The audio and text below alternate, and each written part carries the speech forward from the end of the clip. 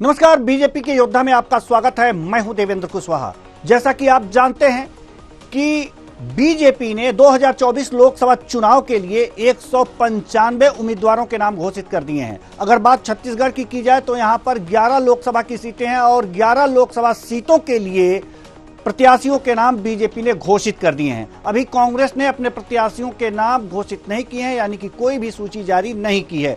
अन्य दलों ने भी अभी कोई सूची जारी नहीं की है। अब बात करते हैं छत्तीसगढ़ के 11 लोकसभा सीटों की। तो पिछले अगर जो चुनाव की बात करें तो यहां पर 11 लोकसभा की सीटों में 9 सीटों पर बीजेपी ने अपना परचम लहराया था और 2 सीटों पर कांग्रेस के योद्धा विजयी हुए थे। आज हम आपको बता रहे हैं कि 2024 लोकसभा चुनाव के लिए बीजेपी ने किन किन योद्धाओं को चुनाव मैदान में उतारा है, यानी कि 11 योद्धाओं को जो उसने चुनाव मैदान में उतारा है, उनके राजनीतिक सफर के बारे में हम आपको बताएंगे। और साथ ही साथ लगे हाथ हम आपको यह भी बताते चलेंगे कि 2019 के लोकसभा चुनाव में किस पार्टी की क्या स्थिति रही। तो आइए शुरू करते हैं। सबसे पहले बिलासपुर लोकसभा सीट की हम बात करेंगे, बिलासपुर लोकसभा सीट की, और यहां से किसे इन्होंने उतारा है। तोखन साहू को बिलासपुर से बीजेपी ने अपना उम्मीदवार बनाया है। वर्तमान में भाजपा किसान मोर्चा के प्रदेश अध्यक्ष हैं। ये तोखन साहू बिलासपुर की हम बात कर रहे हैं। वर्तमान में भाजपा किसान मोर्चा के अध्यक्ष हैं। 2013 में पहली बार विधानसभा के लिए निर्वाचित हुए थे। 2013 की विधानसभा की हम बात कर रहे हैं। यहां पर ये पहली बार निर्वाचित हुए थे। 2014-15 में छत्तीसगढ़ विधानसभा में रहे। 2014 से 15 तक ये छत्तीसगढ़ विधानसभा में रहे और 2015 में संसदीय सचिव छत्तीसगढ़ शासन से रहे हैं। 2015 की अगर जो बात करें तो यहां पर संसदीय सचिव रहे हैं छत्तीसगढ़ शासन से। 2013 में तोखन विधायक चुने गए। जैसा कि अभी मैंने पहले भी बताया था कि 2013 में तोखन साहू जो है विधायक चुने गए। ये तोखन साहू का राजनीतिक सफर, किसान मोर्चा का प्रदेश अध्यक्ष भी हैं तोखन साहू, ये पहले भी हमने आपको बता दिया। अब हम आपका रुख करेंगे 2019 के लोकसभा चुनाव में बीजेपी की क्या स्थिति थी, हम आपको बता दें। बीजेपी की स्थिति क्या थी 2019 के लोकसभा चुनाव में। सीट बिलासपुर में बीजेपी जो है 52.47% इसको वोट मिले थे। दूसरे स्थान पर कांग्रेस 40.75 और बसपा तीसरे स्थान पर 1.75 और आईएनडी 0.99% वोट इनको मिले थे। तो कुल मिलाकर के आप ये देख सकते हैं कि यहां पर बीजेपी पहले स्थान पर थी। बिलासपुर से बीजेपी विजयी भी हुई थी। अरुण साव बीजेपी से प्रत्याशी थे। अटल श्रीवास्तव कांग्रेस से प्रत्याशी थे। उत्तम दास गुरुओ गोसाई ये बसपा से प्रत्याशी थे और इंजीनियर इंद्रसेन मोगरे, इंद्रसेन जो यहां पर नाम दिए गए हैं, ये नाम है प्रत्याशियों के। फुल स्क्रीन अगर जो एक बार आप दिखा दें हमारे दर्शकों को तो बेहतर होगा। ये बीजेपी 52.47% बीजेपी ने वोट पाया था, प्रथम स्थान मिला था। अरुण साहब यहां से विजयी हुए थे बीजेपी से। कांग्रेस की बात अगर जो करें तो 40.75%। यहां से अटल श्रीवास्तव जो दूसरे नंबर पर हैं, ये यहां पर थे दूसरे नंबर पर। बसपा से उत्तम दास गुरुओ गोसाई थे और इनको जो है 1.75% वोट मिले थे। अगर वोट की बात करें तो एक बार फिर हम कहेंगे, दिखाइए, अगर वोट की बात करते हैं तो यहां पर आप देख सकते हैं कि वोटों में कितना अंतर है। यहां पर जो है 6,34,559 वोट मिले हैं बीजेपी को। कांग्रेस को 4,92,796 वोट मिले हैं। बसपा को 21,180 और आईएनडी को 11,982 वोट मिले हैं। यह है बिलासपुर लोकसभा सीट जो कि 2019 की यह तस्वीर है। और यहां से अब जो है जो साहू तोखन साहू यहां से उम्मीदवार बीजेपी के हैं। अब हम रुख करेंगे अगले तोखन साहू यहां से, ये तोखन साहू हैं, आप तस्वीरों में देख सकते हैं तोखन साहू। अब हम रुख करेंगे दुर्ग की ओर। दुर्ग लोकसभा सीट और दुर्ग लोकसभा सीट से विजय बघेल जो हैं, दुर्ग लोकसभा सीट की अगर जो हम बात करें तो बीजेपी के योद्धा में अगर जो 11 लोकसभा सीटों की हम बात कर रहे हैं, तो 11 लोकसभा सीटों में अगर जो दुर्ग की बात करें, दूसरी लोकसभा सीट दुर्ग, तो विजय बघेल को आप लोग जानते हैं। विजय बघेल कौन है? विजय बघेल वही हैं भूपेश बघेल के भतीजे, जो कि विधानसभा चुनाव में अपने चाचा को कड़ी टक्कर दिए थे और उनको अपने ही गृह विधानसभा में घेर दिया था। विजय बघेल का राजनीतिक सफर मैं आपको यहां पर दिखा रहा हूं। साल 2008 के पाटन सीट से इन्होंने चुनाव लड़ा था। 2008 के विजय बघेल भाजपा सरकार में संसदीय सचिव भी रहे हैं। ये आप विजय बघेल की राजनीतिक सफर के बारे में हम बता रहे हैं। विजय बघेल 2019 में दुर्ग लोकसभा क्षेत्र से सांसद बने। 2019 में 2000 में राजनीतिक कैरियर की शुरुआत की थी और 2019 में सांसद बने। 2003 में राष्ट्रवादी कांग्रेस के टिकट में ये राष्ट्रवादी कांग्रेस में शामिल हो गए थे। 2003 का चुनाव उन्होंने पाटन विधानसभा क्षेत्र से लड़ा। चुनाव हारने के बाद 2003 में बीजेपी ज्वाइन इन्होंने कर ली। चुनाव हारने के बाद 2008 के पाटन सीट से इन्होंने चुनाव लड़ा 2008 में, और विजय बघेल भाजपा सरकार में संसदीय सचिव भी रहे हैं। अब हम आपको 2019 लोकसभा सीट की जो गणित है वो स्थितियां हम दिखा रहे हैं। 2019 लोकसभा चुनाव, लोकसभा सीट का नाम दुर्ग। बीजेपी यहां पर 61.02% वोट पा करके पहले स्थान पर रही है। कांग्रेस 32.86% इसको वोट मिले हैं, और वहीं बसपा को 1.45% वोट मिले हैं। यानी कि तीसरे स्थान पर, दुर्ग में तीसरे स्थान पर बसपा रही है, दूसरे स्थान पर कांग्रेस रही है, और जो बीजेपी है पहले स्थान पर रही है। विजय बघेल यहां से सांसद चुने गए थे और विजयी हुए थे। एक बार हम चाहेंगे कि इसे फुल स्क्रीन दिखाया जाए कि हमारे दर्शकों को पूरी तस्वीर सामने आ जाए। ये फुल स्क्रीन बीजेपी प्रथम स्थान पर 61.02% वोटों के साथ 2019 में, कांग्रेस दूसरे स्थान पर 32.86% वोटों के साथ, और बसपा 1.45% वोटों के साथ। तो अब ये आपने देख लिया। और यहां पर विजय बघेल बीजेपी से, प्रतिमा चंद्राकर कांग्रेस से, और गीतांजलि सिंह जो हैं ये थी बसपा से। ये तीनों प्रत्याशियों के नाम यहां पर हमने आपको दिखा दिए हैं। अब इस दुर्ग अगर जो विधानसभा की बात कर रहे हैं, तो इसमें पिछले लोकसभा यानी कि 2014 के लोकसभा चुनाव से 2019 में किसकी बढ़त रही है और कौन माइनस में गया, यहां पर हम दिखा रहे हैं इस ग्राफ के माध्यम से। बीजेपी को 17%, पिछले लोकसभा चुनाव से 17.01% की बढ़त मिली।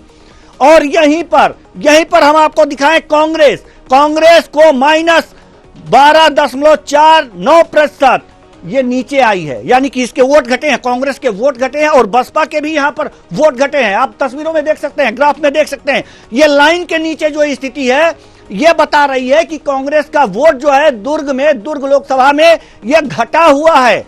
और अगर जो बसपा की बात करें तो यहां पर जो स्थिति है ये यहां पर बसपा भी घटी हुई है, लेकिन बीजेपी 17% वोट ज्यादा इनको मिला है। यह स्थिति है। इस समय बीजेपी से विजय बघेल यहां पर चुनाव लड़ रहे हैं, जो कि सांसद हैं। विजय बघेल जो कि यहां के सांसद हैं, बीजेपी इनको पुनः रिपीट कर रही है। एक बार और बता दें, बीजेपी इनको 2024 के लोकसभा चुनाव में रिपीट कर रही है और विजय बघेल को उम्मीदवार बनाया है। 17% वोट इनको 2014 से ज्यादा मिले थे 2019 में। इस बार देखते हैं कि कांग्रेस किसे उतारती है, बसपा किसे उतारती है। आगे की रुख करेंगे, आगे का रुख करेंगे। अगले योद्धा बीजेपी के छत्तीसगढ़ में कौन है, और लोकसभा सीट है जांजगीर की ओर रुख करेंगे। जांजगीर में कौन है इस समय? कमलेश जांगड़े, 86 सफर इनका, जांजगीर चांपा से। 2002 में कमलेश जांगड़े अखिल भारतीय विद्यार्थी परिषद का संयोजक बनी थी, यह हम आपको बता रहे हैं। और कमलेश जांगड़े 2002 में 2005 से 2015 तक 2 बार मसनिया कला की सरपंच रही हैं। ये सरपंच रही हैं 2005 से 2015 तक, यानी कि 10 साल ये। और 2015 से 2020 सरगुजा जिले में जिला प्रभारी का दायित्व इनको मिला था बीजेपी के। कमलेश जांगड़े ये राजनीति सफर बता रहे हैं। 2015 से 2020 तक प्रदेश महिला मोर्चा के विशेष आमंत्रित सदस्य रही हैं। ये आगे हम आपको बताएं, 2020 में भाजपा जिला उपाध्यक्ष जांजगीर चांपा का इन्हें दायित्व मिला। 2020 में भाजपा 2020 से भाजपा जिला उपाध्यक्ष का दायित्व मिला। 2020 से इन्हें भाजपा जिला उपाध्यक्ष का दायित्व मिला। आगे 2022 में छत्तीसगढ़ सतनामी समाज की महिला प्रकोष्ठ की जिला अध्यक्ष बनी थी 2022 में, और 2023 में जिला अध्यक्ष महिला मोर्चा नवीन जिला शक्ति का प्रभार मिला। जो नई जिला छत्तीसगढ़ में बना है इनको प्रभार मिला। तो यह है इनका राजनीतिक सफर। और 2024 में आपको बता दें कि कमलेश जांगड़े को जांजगीर चांपा से इन्हें चुनाव लड़ाया गया। अब हम आएंगे जांजगीर चांपा लोकसभा चुनाव 2019 के ग्राफ पे, स्थिति पे। ये स्थिति हम आपको बताने जा रहे हैं। बीजेपी यहां भी पहले स्थान पर थी। गुहाराम अजगले 2019 में बीजेपी पहले स्थान पर 45.91% इनको वोट मिले थे। कांग्रेस को 39.24% वोट मिले थे और बसपा को 10.53% वोट मिले थे। तीनों पार्टियां आपको अगर जो वोटों की जानकारी अगर लेनी है तो भी हम कहेंगे कि इसे बड़ा करके जरा दिखा दीजिए हमारे स्क्रीन पर हमारे दर्शकों को कि कितने वोट मिले थे। 5,72,790 वोट मिले थे बीजेपी को, 4,89,535 वोट कांग्रेस को और बसपा को 1,31,387 वोट मिले थे। अगर इसे बड़ी स्क्रीन पर हम दिखाएं, फुल स्क्रीन अगर जो दिखाना चाहें, हम निवेदन करेंगे कि यह फुल स्क्रीन इसे दिखाया जाए।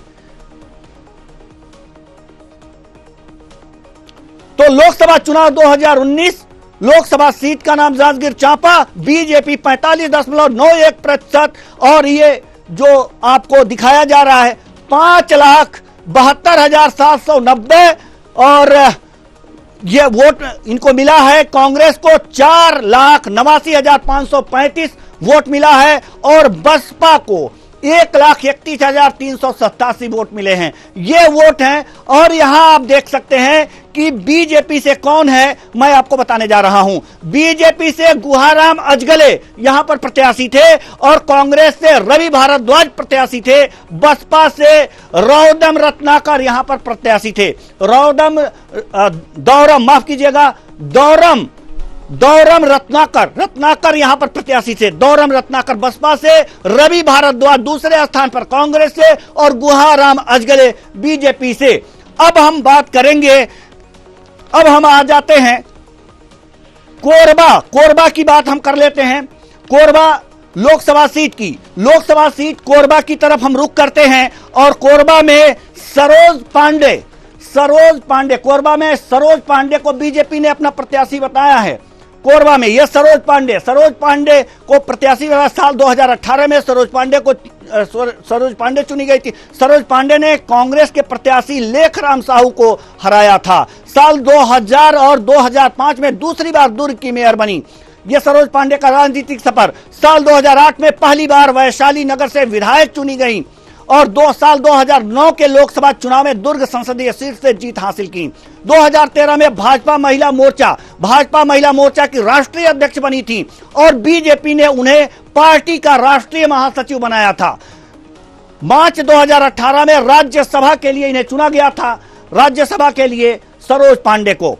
तो अब अगर जो दूसरी बार फुल स्क्रीन अगर जो आपको दिखाना है तो आप दिखा सकते हैं। सरोज पांडे ने कांग्रेस के प्रत्याशी लेखराम साहू को हराया था और साल 2000 और 2005 में दूसरी बार दुर्ग की मेयर बनी थी। साल 2008 में पहली बार वैशाली नगर से विधायक चुनी गई थी। यह राजनीतिक सफर हम आपको दिखा रहे हैं। अब रुख करेंगे सरोज पांडे जो है इस समय बीजेपी से दुर्ग की प्रत्याशी बनाई गई हैं। अब दुर्ग लोकसभा सीट में 2019 में क्या स्थिति रही, हम आपको बताने जा रहे हैं। कोरबा की हम बात कर रहे हैं। माफ कीजिएगा, कोरबा लोकसभा चुनाव 2019, लोकसभा सीट का नाम कोरबा। कांग्रेस यहां पर विजयी रही है। एक चीज ध्यान देने वाली बात है, कोरबा, कोरबा की बात कर रहे हैं। ये वो सीट है कोरबा जहां पर कांग्रेस विजयी रही है, इसे 46.03% वोट मिले हैं। बीजेपी दूसरे स्थान पर रही, 43.72% वोट मिले। जीजीपी तीसरे स्थान पर रही, 3.29% वोट मिले हैं। आपको बता दें बसपा को 1.40% वोट मिले हैं। ये वोट है कांग्रेस कोरबा से यहां पर विजयी रही है। और इस बार जो है कोरबा से सरोज पांडे प्रत्याशी बीजेपी से बनाई गई हैं। क्या स्थितियां हैं क्या नहीं, यह फुल स्क्रीन हम आपको दिखा रहे हैं। यहां पर 5,23,410 वोट मिले हैं कांग्रेस को। कांग्रेस को 5,23,410 वोट मिले हैं। बीजेपी को 4,97,061 वोट मिले हैं। जीजीपी को 37,417 वोट मिले हैं और बसपा को 15,880 वोट मिले हैं। तो ये यहां पर वोट मिले हैं, ये दिखाई दे रहे हैं आपको। अब हम बताने जाएंगे कि 2019 में प्रत्याशी कौन था। कांग्रेस से प्रत्याशी ज्योत्सना चरण महंत जी, और अगर जो बीजेपी की बात करें तो ज्योतिनंद दुबे, और यहीं जीजीपी की बात करें तुलेश्वर हीरा सिंह मरकाम, और बसपा से परमीत सिंह। ये प्रत्याशी थे। लेकिन आज बीजेपी ने अपने प्रत्याशी बदल दिए हैं और सरोज पांडे को उतारा है।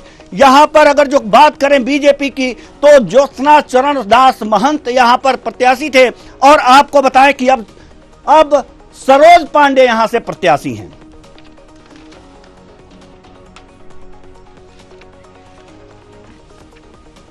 तो ये स्थितियां हैं 2019 की।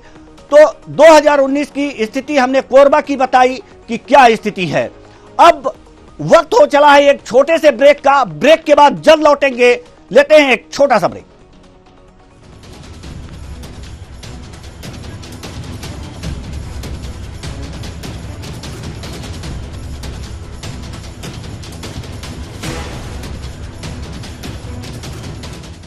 ब्रेक के बाद स्वागत है आपका। हम बता रहे हैं 2024 लोकसभा चुनाव में बीजेपी के जो प्रत्याशी घोषित किए गए हैं, छत्तीसगढ़ में 11 की 11 लोकसभा सीटों के लिए बीजेपी ने अपने प्रत्याशी घोषित कर दिए हैं। साथ ही साथ हम उन सीटों का भी जो 2019 में किस पार्टी की क्या स्थिति रही है ये भी बता रहे हैं। अभी हमने 4 सीटों का जिक्र किया था।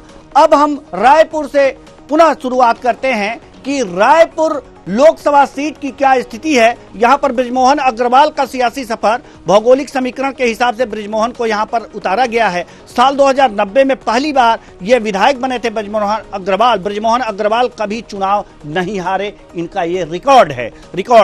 बृजमोहन 90, 98, 2003 में जीते हैं लगातार। 2008, 2013, 2018 और 2023 में भी ये जीत दर्ज किए हैं। लगातार दिग्गज हैं ये। अग्रवाल ने 1977 में छात्र राजनीति में प्रवेश किया था और 2080 से 85 के बीच युवा मंडल के अध्यक्ष रहे हैं।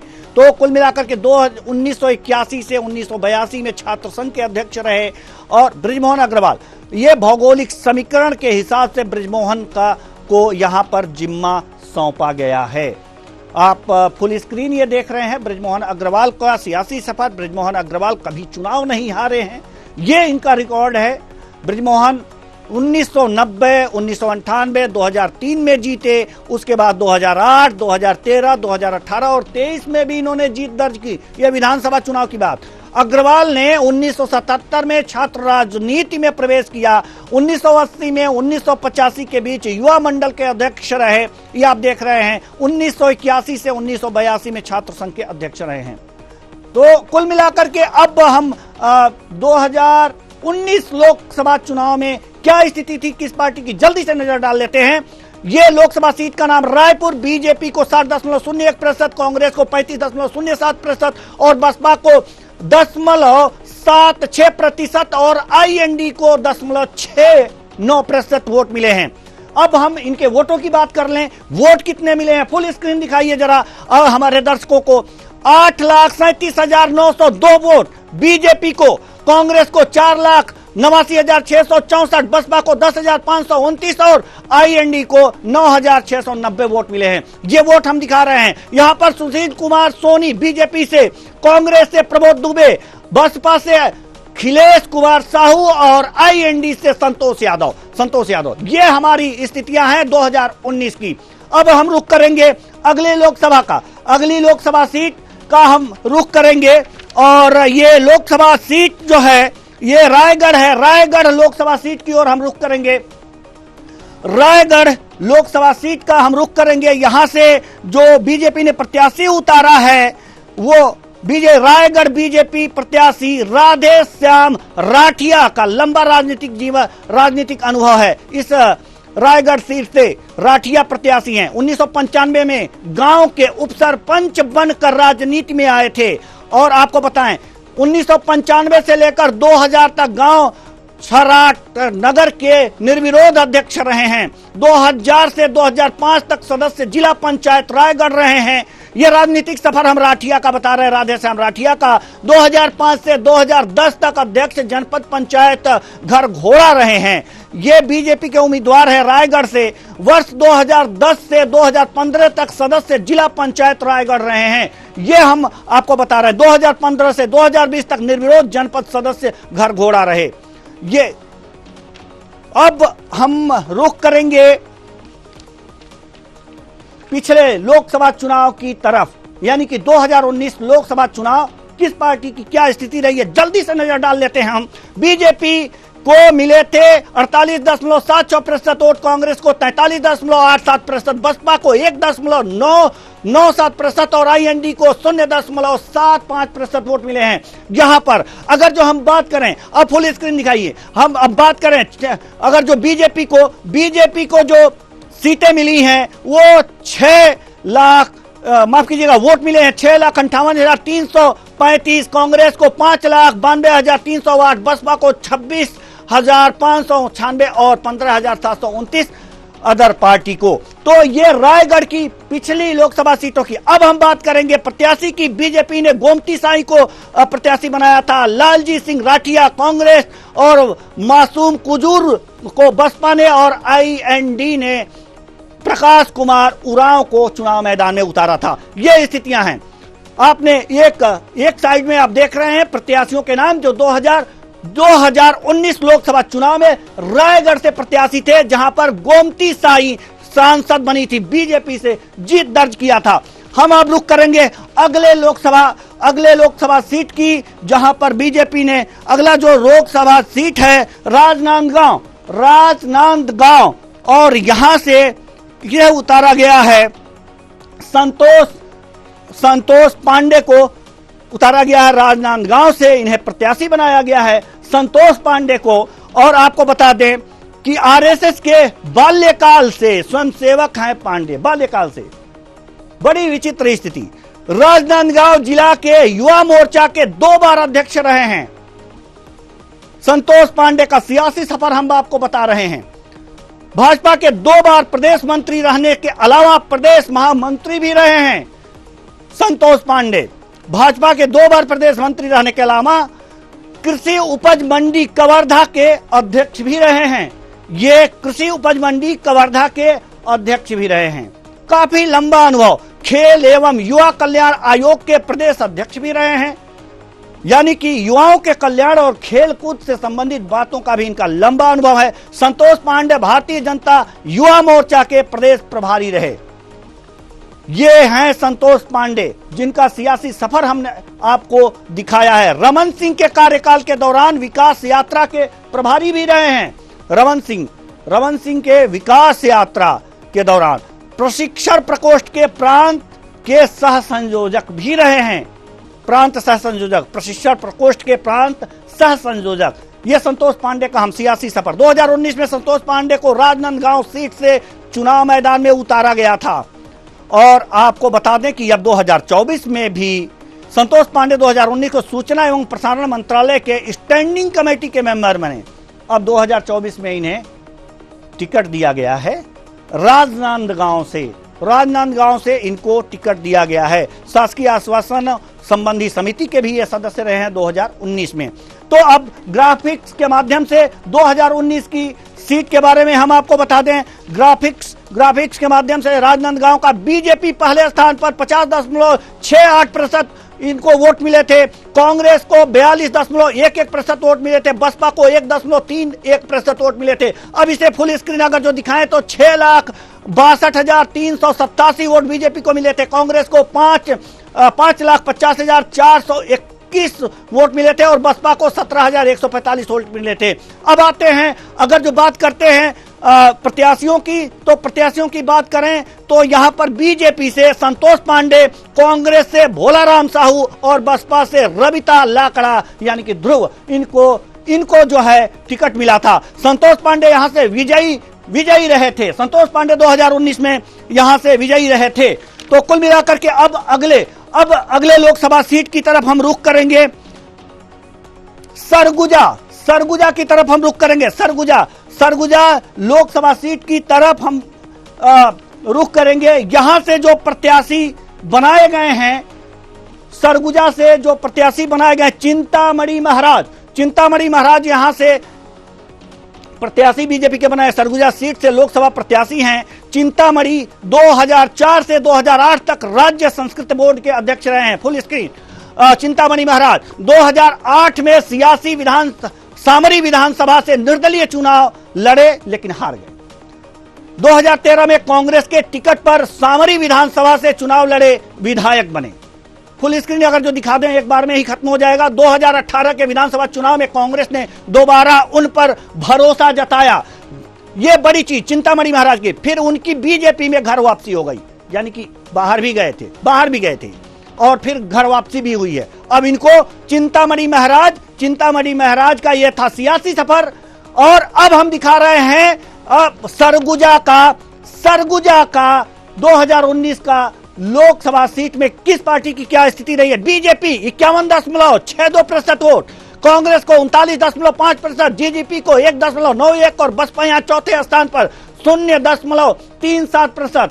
यह 0.37%। यह है यहां का मत प्रतिशत 2019 लोकसभा सीट सरगुजा का। अगर यहां पर हम देखें वोटों की बात करें तो 6,63,711 बीजेपी, कांग्रेस 5,05,838, जीजीपी 24,463 और इस तरह से अगर जो देखा जाए तो बसपा को 18,534। अगर जो बात की जाए प्रत्याशियों की तो रेणुका सिंह बीजेपी से और आपको बताएं कांग्रेस से खेलसाय सिंह, आशा देवी जीजीपी से और माया भगत बसपा से। तो चलिए अगले लोकसभा की ओर रुख करते हैं। अगली लोकसभा सीट जो है वो है कांकेर लोकसभा सीट से जो प्रत्याशी हैं उनके बारे में हम भोजराज जी यहां पर कांकेर लोकसभा सीट से बीजेपी ने 2024 के लिए प्रत्याशी बनाया था। राजनीतिक सफर 1992 में की थी। राजनीतिक शुरुआत 1992 में इनकी हुई थी। अब आगे दिखाते हैं हम आपको। 1992 में गांव हिमोड़ा के सरपंच बने थे। ये भोजराज का ये सियासी सफर हम बता रहे हैं आपको। 2002 से 2005 तक अंतागढ़ के जनपद पंचायत अध्यक्ष रहे हैं भोजराज जी 2009 से 2014 तक जिला पंचायत सदस्य रहे हैं। भोजराज का यह सियासी सफर हम आपको बता रहे हैं और 2009 से 2014 तक जिला पंचायत सदस्य रहे हैं और 2007 से 2010 तक राजनीतिक सुरक्षा मंच के प्रांत संगठन मंत्री रहे हैं। जनजाति सुरक्षा मंच के प्रांतीय और जनजाति समाज के उत्थान और नशा मुक्ति के लिए इन्होंने बड़ा काम किया है। बहुत अच्छी बात है इनका। वह राष्ट्रीय स्वयंसेवक संघ के कार्यकर्ता भी रहे हैं। राष्ट्रीय स्वयंसेवक संघ के कार्यकर्ता इस काम में बढ़ चढ़कर हिस्सा भी लेते हैं और इनकी विशेषता भी है। 2014 में भोजराज नाथ विधायक निर्वाचित हुए थे। 2014 में यह भोजराज का सियासी सफर हम आपको बता रहे हैं। अब हम आते हैं 2019 के इस लोकसभा सीट यानी कि कांकेर सीट का जो पार्टियों के मत मिले थे उसको बीजेपी 47.12%, कांग्रेस को 46.53%, आईएनडी को 10.99% और बसपा को 10.87% वोट मिले हैं। ये हम आपको दिखा रहे हैं। यहां पर अंतर देखिएगा, मात्र 1% का अंतर है कांग्रेस और बीजेपी में। बड़ा कांटे का मुकाबला रहा होगा, बड़ा कांटे का मुकाबला। 47.12% यहां पर बीजेपी को वोट मिले हैं और कांग्रेस को 46.53%, यानी कि 1% से भी कम का यहां पर यह मुकाबला रहा है। और इस बार जो है, अगर जो प्रत्याशियों की बात करें तो यहां पर मोहन मंडावी जो है बीजेपी से प्रत्याशी थे, वीरेश ठाकुर यहां पर कांग्रेस से थे, हरि सिंह सीधार यहां पर आईएनडी से थे और सूबे सिंह धुरवा यहां पर बसपा से थे। बसपा यहां पर चौथे स्थान पर है, आईएनडी यहां पर तीसरे स्थान पर है और बीजेपी और कांग्रेस की यहां पर कांटे की टक्कर दिख रही है। कांटे की टक्कर यहां पर थी और अब भोजराज को यहां से उतारा गया है। अब रुख करेंगे अगले विधानसभा, माफ कीजिएगा, लोकसभा की ओर। अगले लोकसभा की ओर, अगला जो लोकसभा है महासमुंद लोकसभा, जहां से जो प्रत्याशी हैं रूप कुमारी चौधरी महासमुंद से प्रत्याशी बनाई गई है बीजेपी से। 2005 में सरायपाली विधानसभा क्षेत्र से जिला पंचायत सदस्य बनी थी। सरायपाली विधानसभा से 2005 में सहकारिता और उद्योग समिति की सभापति भी हैं, यह बनी थी। सहकारिता और उद्योग समिति की सभापति बनी थी रूप कुमारी चौधरी। अब अगला 2006 में बीजेपी की कार्यकारिणी सदस्य रही हैं। बीजेपी कार्यकारिणी की सदस्य रही हैं ये 2006 में, और 2007 में प्राथमिक सोसाइटी केजुआ की सदस्य रही हैं। ये रूप कुमारी चौधरी की जो है ये महासमुंद से जो है ये प्रत्याशी बनाई गई। इनका सियासी सफर 2009 में रायपुर की राज्य सहकारी संघ की प्रतिनिधि भी बनी हैं ये, और 2010 में जिला पंचायत सदस्य के लिए बसना विधानसभा क्षेत्र से दोबारा चुनी गई। 2010 में जिला पंचायत सदस्य के लिए बसना विधानसभा। 2013 में पहली बार विधायक निर्वाचित हुई, ये इनकी योग्यता है। 2013 में पहली बार विधायक निर्वाचित हुई रूप कुमारी चौधरी। ये लगातार हम आपको बता रहे हैं। 2014-15 में पुस्तकालय समिति, महिला एवं बालकों के कल्याण संबंधी समिति की सदस्य रही हैं ये। तो कुल मिलाकर के ये देखा जाए 2015 से दिसंबर 2018 तक संसदीय सचिव रही हैं। ये सियासी सफर हम आपको बता रहे हैं। 2014 में भाजपा प्रदेश मंत्री भी रही हैं रूप कुमारी चौधरी 2014 में। आगे अगली स्लाइड हम दिखाते हैं आपको। रूप कुमारी चौधरी आरएसएस से भी जुड़ी हुई हैं, यानी कि जो ये चीज देखने वाली बात है कि आरएसएस से जुड़े व्यक्तियों को संगठन में उनकी अच्छी पकड़ है, सीटें मिलती दिख रही हैं ज्यादा। संगठन में इनकी अच्छी पकड़ है और अच्छी पकड़ होगी तभी टिकट भी मिलेगा। 2019 से रूप कुमारी महासचिव जिला अध्यक्ष के पद पर हैं। अब हम रुख करेंगे 2019 लोकसभा सीट के मत प्रतिशत की ओर रुख करेंगे कि 2019 में किस पार्टी को कितने प्रतिशत मत मिले थे। ये ग्राफ हमारा आ गया। बीजेपी 50.44%, कांग्रेस 43.06%, आईएनडी 1.27% और बसपा 0.92%। ये आंकड़े हैं। अगर जो वोटों की बात करें तो वोट यहां पर जो मत मिले हैं बीजेपी को 6,16,580, कांग्रेस को 5,26,069 और आईएनडी को 15,491, बसपा को 11,245। बात करें अगर जो प्रत्याशियों की तो चुन्नीलाल साहू बीजेपी से विजयी रहे, धनेश साहू कांग्रेस से, देवेंद्र सिंह ठाकुर आईएनडी से और धन सिंह कोसरिया बसपा से। अब हम अगले लोकसभा की ओर, अब हम बस्तर लोकसभा की ओर रुख करेंगे। बस्तर लोकसभा से 2024 में जो प्रत्याशी बना, महेश कश्यप को प्रत्याशी बनाया है पार्टी ने। बस्तर लोकसभा सीट से प्रत्याशी हैं महेश कश्यप आदिवासी नेता हैं, बस्तर के आदिवासी नेता हैं और यही वो सीट है, एक बार मैं बता दूं, कि जहां पर कांग्रेस विजयी हुई थी पिछले लोकसभा। लंबे समय से आरएसएस से जुड़े हुए हैं कश्यप, यहां लंबे समय से आरएसएस से कश्यप जुड़े हुए हैं। बड़ी बात, धर्मांतरण के खिलाफ झंडा बुलंद किए हैं कश्यप। यहां पर जो धर्मांतरण की बातें आती हैं कि हाँ ईसाई मशीनरियां और जो यहां पर धर्मांतरण के खिलाफ कश्यप झंडा बुलंद किए हैं। 1996 से 2001 तक बस्तर जिले के बजरंग दल के जिला संयोजक रहे हैं। बजरंग दल के जिला संयोजक 2001 से 2007 तक बीहिप के जिला संगठन मंत्री रहे हैं। राजनीतिक सफर बता रहे हैं महेश कश्यप का, जिसे बीजेपी ने अपना टिकट दिया है। 2007-2008 विहिप के विभाग संगठन मंत्री हैं। यहां पर महेश कश्यप का राजनीतिक सफर हम आपको बता रहे हैं। 2007 से 2008-2009 छत्तीसगढ़ बजरंग दल के प्रांत सह संयोजक रहे हैं महेश कश्यप के बारे में हम आपको बता रहे हैं।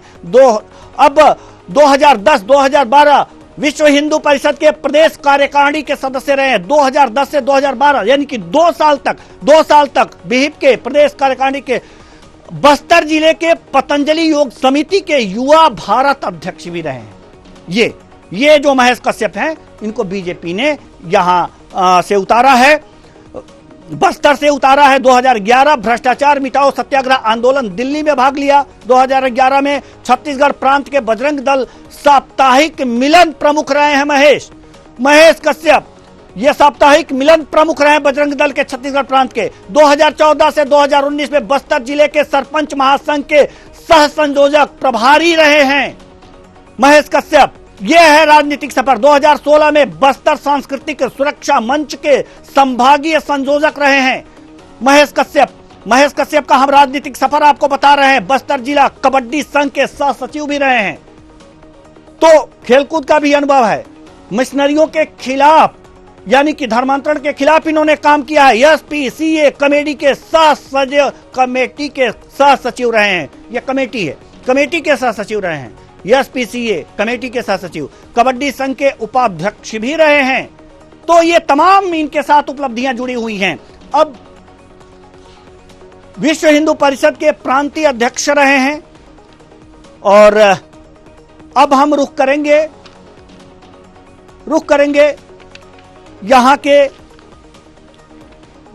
बस्तर लोकसभा सीट 2019 में किस पार्टियों को कितना मत मिला था, जल्दी से नजर डाल लेते हैं। कांग्रेस को 44.10%, जैसा कि मैंने बताया था कि यहां पर कांग्रेस विजयी रही है बस्तर में 2019 में। बीजेपी को 39.83%, बसपा को 3.34% वोट मिले हैं। ये हैं फुल स्क्रीन अगर आप दिखाना चाहें तो 4,02,527 वोट कांग्रेस को मिले हैं। बीजेपी को 3,63,545 वोट मिले हैं। बसपा को 30,449 वोट मिले हैं। ये कुल जो वोट हैं ये मिले हैं। यहां पर कांग्रेस विजयी रही है पिछले साल। और दीपक बैज यहां से बीजेपी से चुनाव लड़े थे। बैदूराम कश्यप, माफ कीजिएगा, दीपक बैज जो है कांग्रेस से चुनाव लड़े थे, जो विजयी रहे थे। और बैदूराम कश्यप बीजेपी से चुनाव लड़े थे। आयतूराम मंडावी बसपा से चुनाव लड़े थे। ये आपने यहां पर देख लिया। अब बीजेपी ने बैदूराम कश्यप की जगह पर महेश कश्यप को टिकट दिया है। बैदूराम कश्यप की जगह पर जो है महेश कश्यप को टिकट दिया है। अब कुल मिलाकर के ये है यहां पर पिछले लोकसभा चुनाव की स्थिति। और